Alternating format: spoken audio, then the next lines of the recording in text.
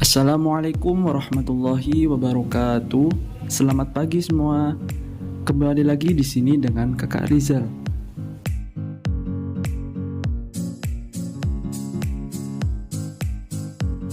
Di sini Kakak akan menjelaskan mengenai beriman kepada kitab-kitab Allah Subhanahu wa taala.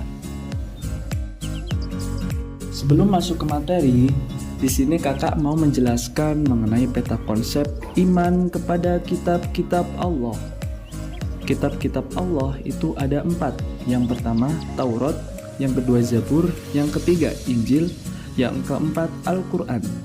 Kitab Taurat diturunkan kepada Nabi Musa, turun di Mesir untuk Bani Israel, berisi 8 larangan dan 2 perintah.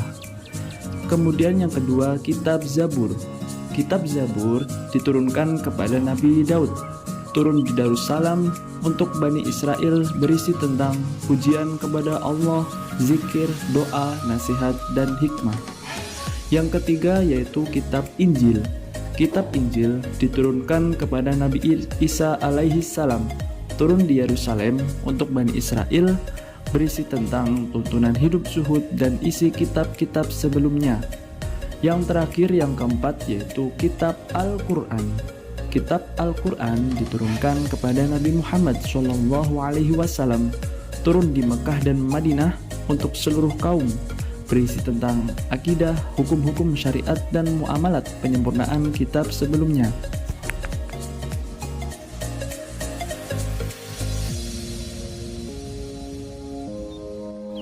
Beriman kepada kitab Allah. Allah menurunkan kitab-kitab suci sebagai petunjuk dan penuntun umat manusia.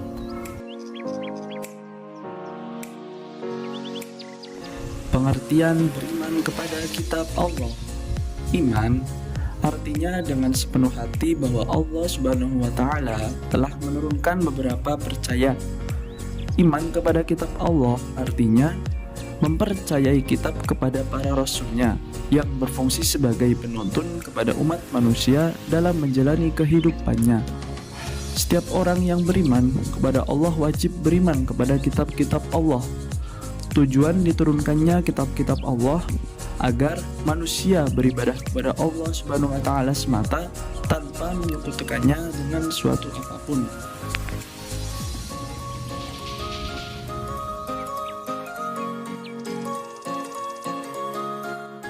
Kandungan kitab-kitab Allah. Yang pertama, kitab Taurat. Pokok ajaran kitab Taurat berisi tentang akidah atau tauhid dan hukum-hukum syar'i atau yang terkenal dengan 10 perintah Tuhan, yaitu berisi 8 larangan dan 2 perintah, yaitu A. Jangan ada padamu ilah lain di hadiratku. B. Jangan membuang patung ukiran dan jangan pula menyembah patung karena aku Tuhan Allahmu. C. Jangan kamu menyebut Tuhan Allah dengan sia-sia.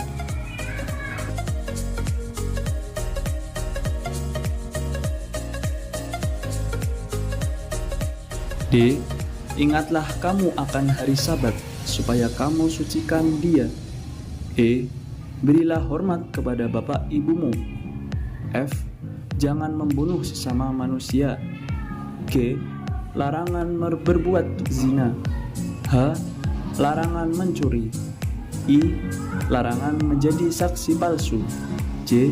Larangan berkeinginan memiliki hak orang lain. Kandungan kitab-kitab Allah.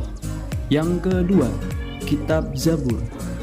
Isi kandungan kitab Zabur berisi kumpulan pujian-pujian kepada Allah atas segala nikmatnya. Kitab Zabur juga berisi zikir, doa, nasihat, dan hikmah. Kitab Zabur merupakan petunjuk untuk kaum Nabi Daud alaihi salam.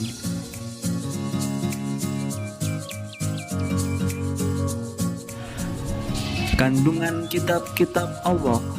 Yang ketiga, kitab Injil.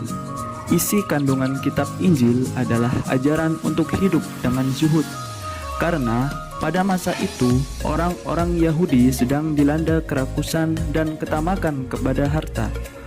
Isi kandungan kitab Injil sama dengan kitab-kitab sebelumnya, namun sebagian menghapus hukum-hukum yang tertera di kitab Taurat yang tidak sesuai di masa itu.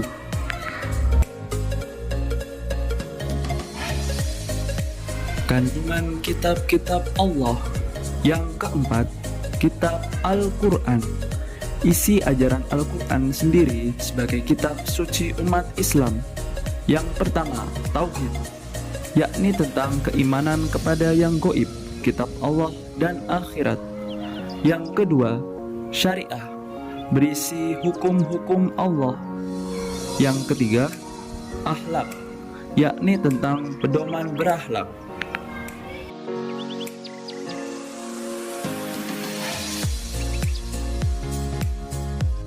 Yang keempat, ibadah, yakni tentang ketentuan hubungan manusia dengan Allah.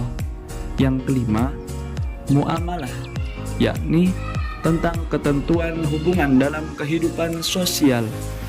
Yang keenam, sejarah, berisi tentang kisah-kisah para nabi, rasul dan umat terdahulu.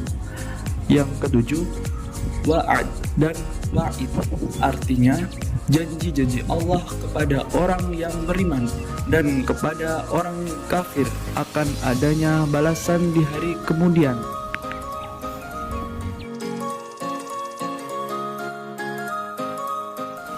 Kandungan kitab-kitab Allah. Yang kelima, suhuf. Suhuf artinya kumpulan wahyu Allah yang dalam bentuk lembaran-lembaran terpisah. Suhuf diberikan kepada Nabi dan Rasul Allah yang berisi hukum dasar sebagai pedoman untuk menyiarkan agama kepada umatnya. Suhuf diturunkan oleh Allah seperti kepada Nabi Ibrahim dan Nabi Musa alaihissalam.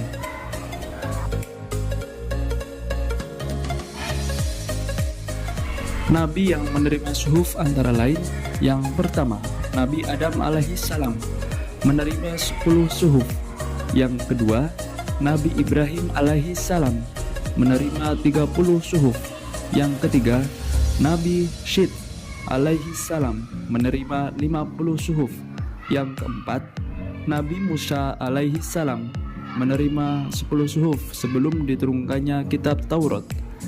Beriman kepada kitab Allah berarti suatu keyakinan dengan sepenuh hati bahwa Allah benar-benar telah menurunkan wahyunya kepada para rasul pilihan sebagai petunjuk dan pedoman bagi kehidupan manusia, agar manusia senantiasa bahagia dunia akhirat.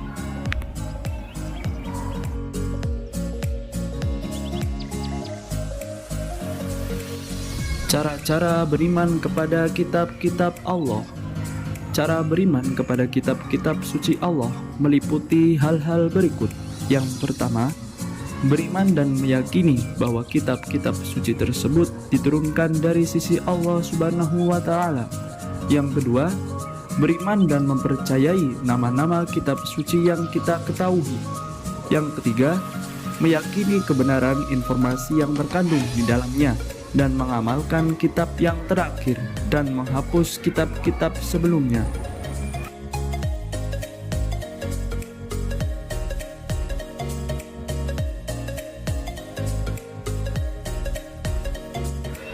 Cara-cara beriman kepada kitab-kitab Allah.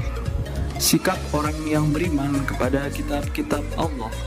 Yang pertama, manusia akan mengakui keterbatasannya, sehingga dalam menjalani kehidupannya mereka tidak sombong. Yang kedua, orang mengimani kitab-kitab Allah dapat belajar dari orang-orang yang hidup pada masa lampau. Yang ketiga, orang-orang yang mengamalkan isi kitab terlihat dari sikap keseharian, yaitu bersikap jujur, amanah, bersyukur, bertanggung jawab, disiplin, dan sebagainya.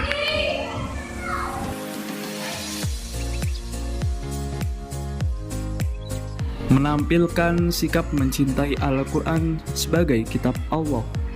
Sikap orang yang mencintai Al-Quran. Yang pertama, membaca Al-Quran secara rutin. Yang kedua, memahami isi Al-Quran.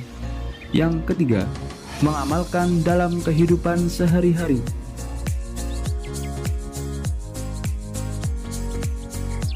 Mungkin cukup sekian yang dapat kakak jelaskan mengenai beriman kepada kitab-kitab Allah.